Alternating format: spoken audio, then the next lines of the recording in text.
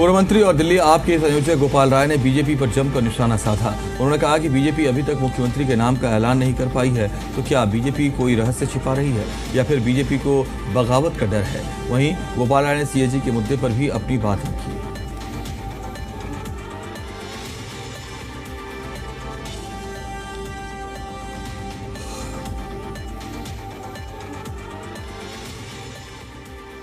आम आदमी पार्टी के दिल्ली प्रदेश अध्यक्ष गोपाल राय जी हमारे साथ बातचीत के लिए मौजूद हैं।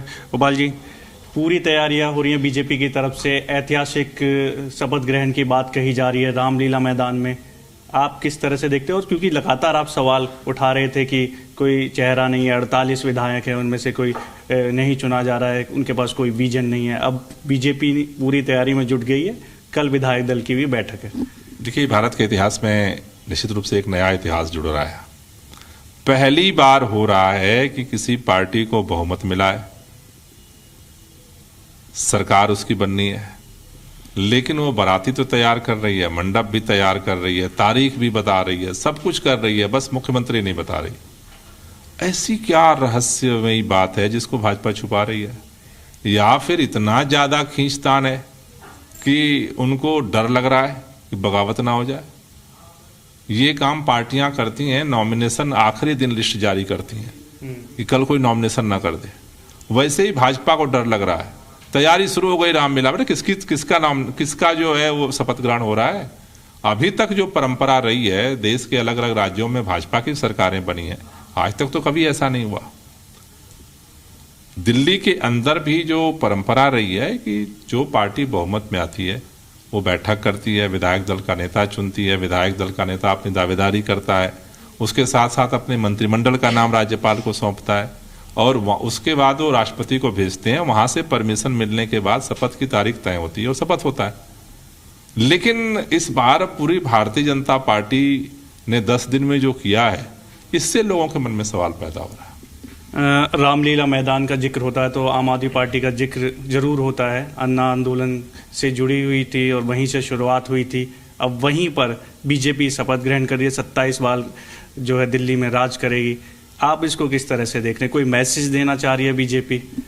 देखिए, मुझे लगता है कि अच्छी बात है कि रामलीला मैदान में वो शपथ लें और जो शपथ लें उसको जनता के काम को पूरा करें। हम तो यही चाहते हैं, दिल्ली के लोग यही चाहते हैं। संगठन को लेकर लगातार आप बैठकें कर रहे हैं, किस तरह से अब संगठन को और मजबूत किया जाएगा? और आपने जिक्र भी किया है कि जो लोगों के मुद्दे हैं उनको विपक्ष उठाएगा, अहम जो मुद्दे होंगे, जो वायदे दरअसल बीजेपी ने संकल्प पत्र में किए थे, उनको उठाया जाएगा। देखिए, दिल्ली के अंदर लगभग 41 लाख लोगों ने आम आदमी पार्टी को समर्थन दिया है। उनके हितों की रक्षा के लिए, दिल्ली के हितों की रक्षा के लिए जनता ने विपक्ष में हमें काम करने का अवसर दिया है। हम उस काम को करेंगे।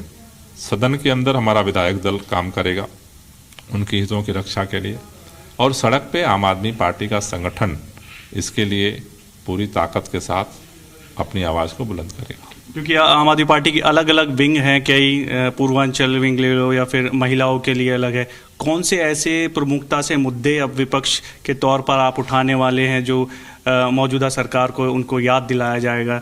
महिलाओं के लिए 2500 रुपये का भी वादा किया है। देखिए, संगठन को लेकर के हमने कल बैठक की थी। उसके बाद 19 तारीख को जो हमारे 70 विधानसभा के पदाधिकारी हैं विधानसभा के, उनके साथ हम मीटिंग करके समीक्षा करेंगे।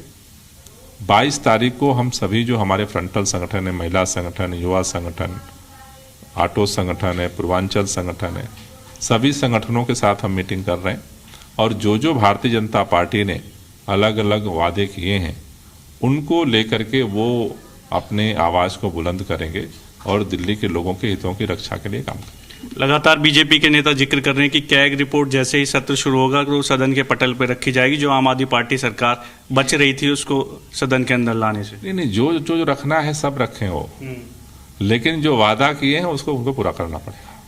मनीष सिसोदिया क्योंकि पटपरगंज से विधायक हुआ करते थे, अब जो है बीजेपी के विधायक है रवि नेगी। बड़ा आरोप आपके नेता पे लगा रहे हैं कि जो कैंप ऑफिस था, दरअसल जो सरकारी दफ्तर था, वहां से एसी, कुर्सियां, पंखे, टेबल्स ये सब गायब हो गए हैं और ये मनीष सिसोदिया लेकर चले गए हैं। मेरे ख्याल से ये उनकी मानसिकता को दर्शाता है। भारतीय जनता पार्टी के नेता भी विपक्ष के नेता से बाहर नहीं आ पा रहे। मुझे लगता है कि दिल्ली के लोगों ने काम करने के लिए जिम्मेदारी दी है, जल्द से जल्द सरकार बनाएं और दिल्ली के लोगों के लिए काम करने पर फोकस करें। आरोप प्रत्यारोप की जिम्मेदारी विपक्ष पर है। एक आखिरी सवाल, सीईसी को लेकर लगातार कांग्रेस सवाल उठा रही है, ज्ञानेश कुमार का नाम सामने आया है, आप इसको किस तरह से देख रहे हैं? नहीं, मेरे ख्याल से जिस दिन से चयन समिति से सर्वोच्च न्यायालय के मुख्य न्यायाधीश को हटाया गया था, तब से ही ये प्रश्न है कि जो चयन समिति है उसमें सत्ता पक्ष के 2 लोग हैं, एक विपक्ष के, तो बहुमत तो उनके पास है, जो मर्जी वो कर सकते हैं। तो इसलिए मेरा सोचना ये है कि न्यायालय का ध्यान रखना चाहिए और चयन समिति ऐसी बननी चाहिए जिससे चुनाव आयोग की निष्पक्षता बनी रहे। बहुत बहुत शुक्रिया बातचीत के लिए। वीडियो जर्नलिस्ट प्रमोद के साथ देवेश कुमार, जी मीडिया, दिल्ली।